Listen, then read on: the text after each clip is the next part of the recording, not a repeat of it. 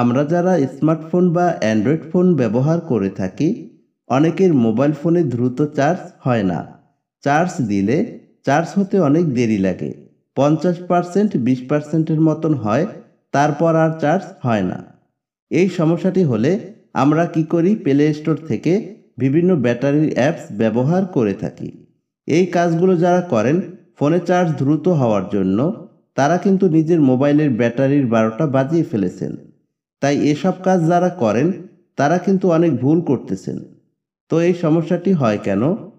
1 নম্বরে, মোবাইল ফোনের বয়স 1 থেকে 2 বছর হয়ে গেলে বা একটু পুরনো হয়ে গেলে আপনার মোবাইল ফোনের চার্জ কম হয়। 2 নম্বরে, প্লে স্টোরে গিয়ে ভারী অ্যাপ্লিকেশন, বড় বড় গেমস যেমন পাবজি গেমস, ফ্রি ফায়ার বা অযথা অতিরিক্ত অ্যাপস ব্যবহার করলে ফোনে দ্রুত চার্জ হয় না। 3 নম্বরে, আপনার মোবাইল ফোনের চার্জ একটু কমে গেলে একটু পর পর ফোনে চার্জ দেওয়া, তো সেজন্য আপনার মোবাইল ফোনের ব্যাটারির উপর অতিরিক্ত প্রেসার পড়ে, তাই আপনার মোবাইল ফোনে দ্রুত চার্জ হয় না।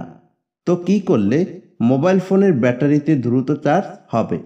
তো আমরা যারা স্মার্টফোন ব্যবহার করে থাকি, এখনকার প্রত্যেকটা স্মার্টফোনে ব্যাটারি ফিক্সড করা থাকে, অর্থাৎ অ্যাডজাস্ট করা থাকে, হাত দিয়ে খোলা যায় না।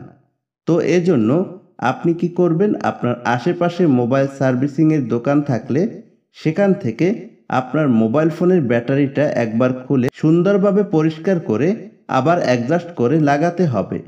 তাহলেই কিন্তু আপনার মোবাইল ফোনের ব্যাটারিতে দ্রুত চার্জ হবে এবং এক চার্জে 2-3 দিনের মতন ব্যবহার করতে পারবেন।